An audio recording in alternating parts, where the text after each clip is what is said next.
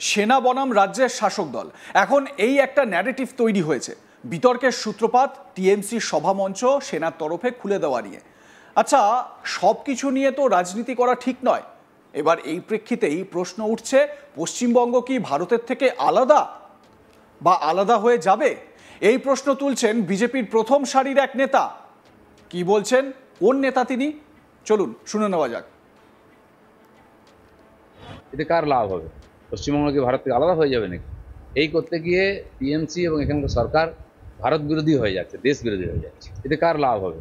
পশ্চিমবঙ্গ কি ভারত থেকে আলাদা হয়ে যাবে নাকি? এই করতে গিয়ে টিএমসি এবং এখানকার সরকার ভারত বিরোধী হয়ে যাচ্ছে, দেশ বিরোধী হয়ে যাচ্ছে। সেনার সঙ্গে রাজ্যের শাসক দলের বিরোধ প্রসঙ্গে এবার রাজ্যের শাসক দল টিএমসিকে একহাত নিলেন দিলীপ ঘোষ। তিনি বলেন, বাংলায় দিল্লি এবং কেন্দ্র বিরোধী একটা মোমেন্ট তৈরির চেষ্টা চলছে, এটাই বাংলার রাজনীতি এখন। এর আগে কখনো সেনাকে নোংরা কথা বলা হয়নি বাংলায়, কিন্তু এখন সেটাও চলছে। সেনার জায়গায় জোর করে মঞ্চ করা হচ্ছে। সেনা যখন তা খুলতে আসে, সেখানে সেনা সেটা খুলতে এলে ঝগড়া করা হচ্ছে।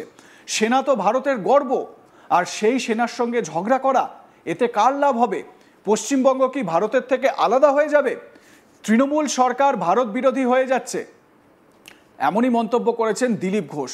কি বলেছেন তিনি, শুনুন। এখানে একটা দিল্লি বিরোধী, কেন্দ্র বিরোধী একটা মোমেন্ট তৈরি করা হচ্ছে। এটাই বাংলার রাজনীতি এখন। ভাষা নিয়ে, এর আগে বাংলায় কোনোদিন ভাষা নিয়ে আমরা দেখিনি রাজনীতি করতে, সেটাও মমতা ব্যানার্জি করছেন। সেনাকে বারবারে গালাগালি দেওয়া, সেনার জায়গায় জোর করে প্যান্ডেল বেঁধে রাখা 7 দিন ধরে, সেটা সেনা খুলতে এসছে তো তার সঙ্গে ঝগড়া করা। তো ভারতীয় সেনা হচ্ছে ভারতীয়দের স্বাভিমানের প্রতীক, ভারতীয় রক্ষার প্রতীক, আমাদের কাছে সম্মানের প্রতীক, দেশপ্রেমের প্রতীক। তার সঙ্গে ঝগড়া করা রাজনীতি পার্টি করছে, সরকার করছে, এখন পুলিশও করছে। এতে কার লাভ হবে? পশ্চিমবঙ্গ কি ভারত থেকে আলাদা হয়ে যাবে নাকি?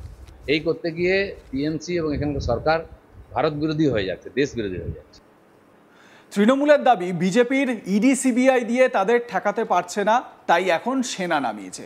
এই ধরনের মন্তব্যে শুরু হয়েছে জোর বিতর্ক, আর সেই বিতর্কের আগুনে কার্যত আরও ঘি ঢেলেছেন বর্ষিয়ান বিজেপি নেতা দিলীপ ঘোষ। তাঁর কথায়, ভারতীয় সেনা দেশবাসীর গর্বের প্রতীক, সম্মানের প্রতীক। এই সব মন্তব্য করে আদতে শুধু সেনা নয়, দেশকে অপমান করা হচ্ছে।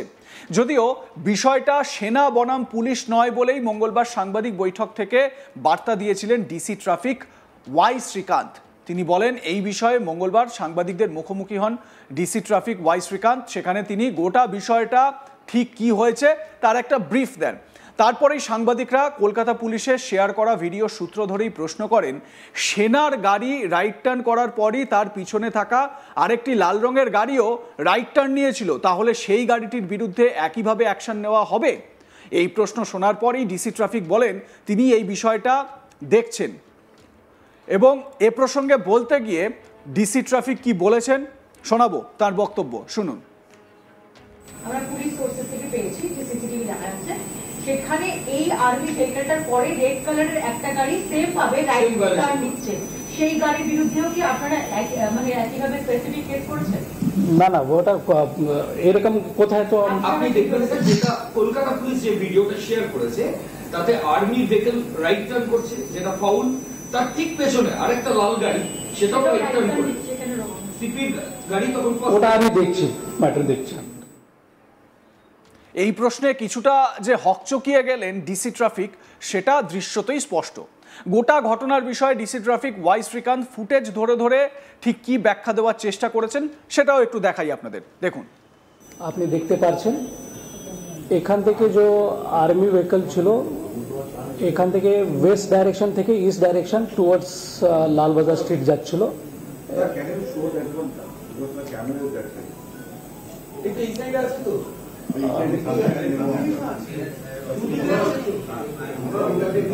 एग्जैक्ट लोकेशन जो আছে पॉइंट ऑफ মানে ইনসিডেন্ট जो আছে স্পট আছে এখানে আছে, ये जो আছে ये क्रॉसिंग এখানে আছে। vehicle was coming from west direction to east।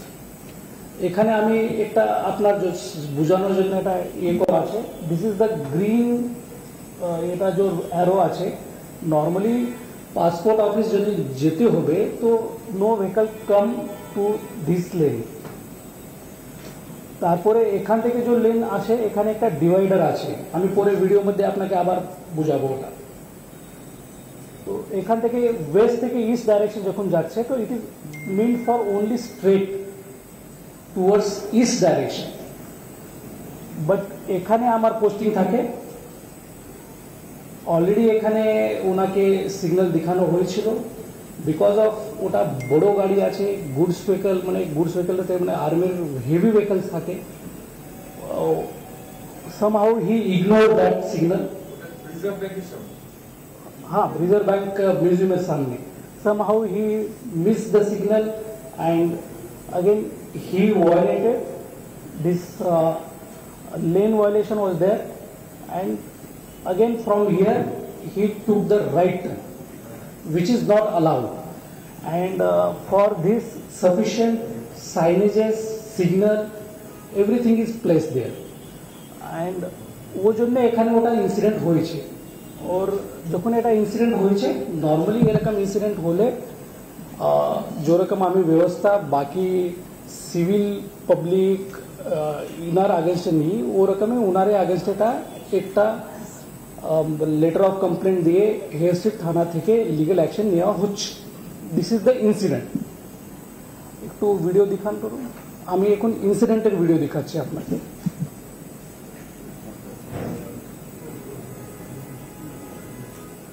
এখানে আপনি একটু এ দেখেন, এটা এ ভেহিকল আছে, it should come to straight towards east direction, but suddenly it took the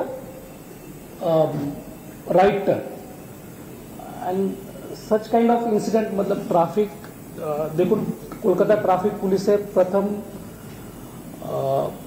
priority আছে safety of the road users on the road. এখানে it happens to be the vehicles belonging to the army, but any kind of rash or negligent driving আছে ওটা কলকাতা শহরের মধ্যে ওটা বরদাস্ত করা যাবে না। এটা वो জন্য এখন আমার শহরের মধ্যে যে ট্রাফিক অ্যাক্সিডেন্টের যে সংখ্যা আছে ওটা অনেকটা কম আছে। আমি এই বছরে আমি লাস্ট বছরে যে কম্প্যারিজন বলছি ওটা কম আছে। তো কেন কম আছে? তো এর জন্য কম আছে এখানে আমার রোড ইউজার নিয়ে জিরো টলারেন্স আছে। তো এখানে যে আজকে যে ঘটনা হয়েছে ওখানে আমি যে লিগ্যাল অ্যাকশন আছে ওটা হেয়ার স্ট্রিট থানা থেকে লিগ্যাল অ্যাকশন ইনিশিয়েট করা হয়েছে।